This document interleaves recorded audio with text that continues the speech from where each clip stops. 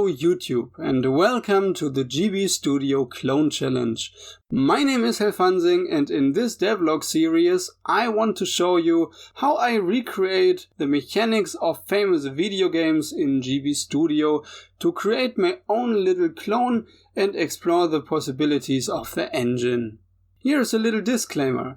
Chris Maltby, the creator of GB Studio, has just released GB Studio 3, and that means even more features. Be sure to check it out. You will find the link to the official website in the video description. In this devlog, I still use the predecessor GB Studio 2, but for the following projects, I will of course switch to GB Studio 3.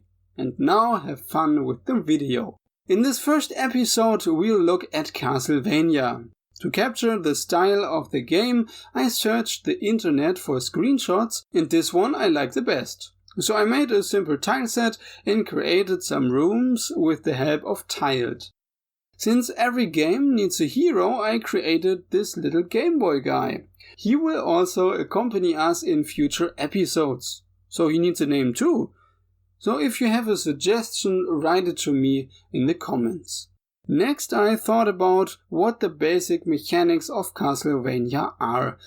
So there would be jumping, attacking, different weapons, destructible items, different enemies, a boss fight, the HUD, and a scoring system. Unfortunately, GB Studio 2 is limited to 10 actors that can be displayed on the screen at the same time. So it's not possible to display a permanent scoreboard. More on that later though. GB Studio already has a jump and run setup. So all we have to do is select the setting and the little Game Boy guy runs left and right with the directional pad or A and D and can jump with B or K. The first important mechanic that I had to work on personally is the attack of our little hero. For this I created a custom event.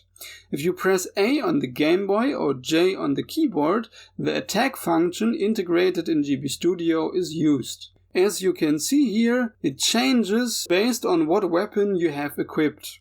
While the whip, the standard weapon in Castlevania, is a simple melee attack, the other two weapons in the prototype are a throwing dagger and a throwing axe, both of which trigger a projectile function. However, since I didn't want to use the original key combination of A and down, I included a mechanic that allows the player to easily switch weapons. To do this, you press Select or Shift. If you do this, the game checks if the other weapons have already been obtained and toggles through the weapon choice variable, so that when you press the key, you always switch from whip to dagger to axe to whip. Another important element are the destroyable candles, which I also implemented.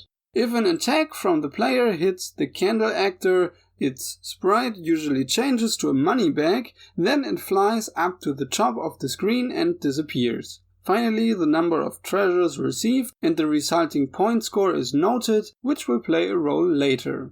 Certain candles in turn give the player the dagger or axe, after which a small text box once again explains how to change weapons.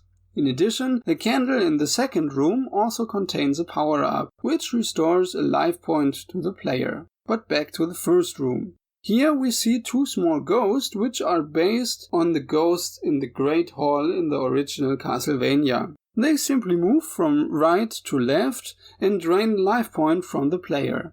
To prevent the player from losing multiple health points in a row by touching them multiple times without being able to dodge, a variable ensures that the player has half a second reaction time after being hit before he can be hit again. On the other hand, if the player attacks an enemy, such as the ghost in this case, the enemy is simply hidden and the player receives points for killing an enemy in the background. The player himself has only 4 life points. When he dies, the game starts again in the first room and all variables are resetted. The interface displays these life points and the currently selected weapon. With update scripts, the game checks which weapon is currently selected and how many health points the player has left, and it displays the corresponding icons, which are normal actors pinned to the screen and remain there accordingly. At this point, however, it should be remembered that the limit of 10 active actors also applies to the user interface, so it must be relatively limited. At the end of the first room, a trigger transports our little Game Boy friend into the next one. Here awaits a small jump and run passage. If you fall down here, the trigger at the bottom of the room transports you back to the platform at the beginning, so you don't have to start all over again. But at least there is a decent point penalty for dying, so better not fall down. In addition, the second room also contains a new enemy type. In the original Castlevania, fish people can spit at us. In the clone, there is a flying pumpkin that shoots with gloopy eyes that the player has to dodge. But you can also destroy them with an attack if you're fast enough. If you have overcome the pumpkin and dutifully collect all the treasures, the said power-up awaits you in the last candle here and the player gets back a heart. And we will need this for the last room and the final boss fight. After we have slashed our way through some enemies that we already know from the previous rooms and find the axe behind the last candle, a trigger transports us into a small chamber where the little Game Boy guy has to fight a bat, just like Simon did in Castlevania 1. The boss fight has a slightly more complex mechanic. After entering the room, a previously invisible boulder closes the entrance and the one-way barrier blocks the way out. The small Game Boy guy is moved to the center of the room and the boss fight variable is increased, causing the bat to dash from the ceiling. After the player has dodged or already taken damage for the first time, the bat flies back up, the boss fight variable increases again, and the nasty bat gets a new movement pattern. It flies randomly onto one of the two platforms and can be hit by the player there, since it becomes vulnerable here, again due to the change of a variable. If it's on the ceiling, the player cannot hit it.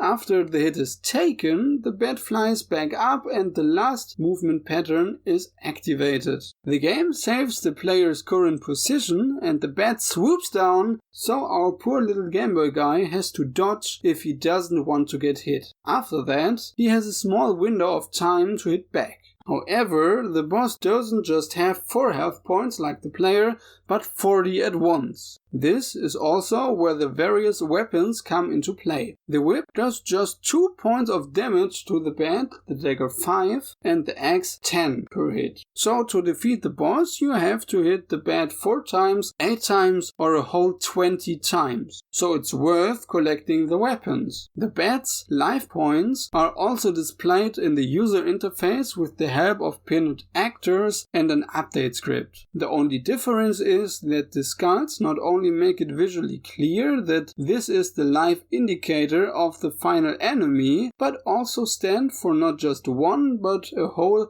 of 10 life points each. Once the nasty bat is finally felled, the game takes us to the final room. In addition to the rewarding victory sign, the player is also told the high score here. This is made up of the points for the collected treasures, the slain enemies, and the base score of the boss fight. You also get extra points for each heart you have left after the boss fight, and a hefty penalty of 50 points deducted for each death suffered. So a no damage run is rewarded extra and allows the highest score of 240 points, which is then also displayed. So, let's take a look at the finished clone prototype. I have named it GB Spooky Castle.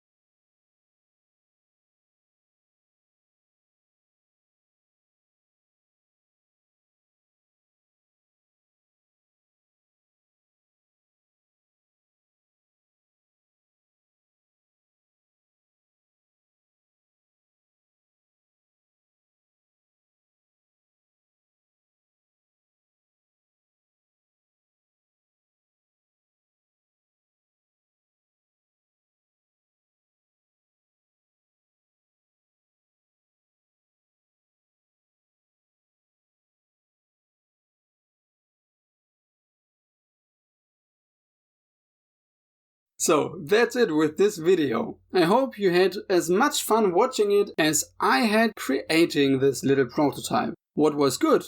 What could be better? And what should the little Game Boy guy be named? Feel free to write your thoughts about it in the comments. Do you like my content? Then leave me a like or even a subscription and tune in to the next episode of the GB Studio Clone Challenge. Our next project will be Super Mario. Until then, stay healthy and creative.